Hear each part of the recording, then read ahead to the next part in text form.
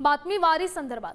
जगद्गुरू संत तुकाराम महाराज यांची पालखी बारामतीत दाखल झाली आहे। अवघड असा रोटी घाट सर करून आलेल्या या पालखीवर भाविकांकडून पुष्पवृष्टी करण्यात आली आणि यावेळी तुकोबारायांच्या पादुकांचं दर्शन घेण्यासाठी वारकऱ्यांची एकच गर्दी झाल्याचं पाहायला मिळत आहे।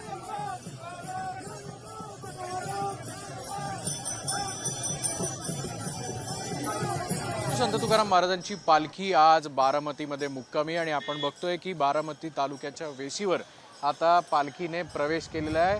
अतिशय अवघड असा रोटी घाटचा टप्पा सहजतेने पार करत ज्ञानोबा माऊलीच्या तुकारामांच्या घोषांमध्ये जगद्गुरू संत तुकाराम महाराजांची पालखी जी आहे ती बारामती तालुक्यात प्रवेश करताना आपल्याला पाहायला मिळते।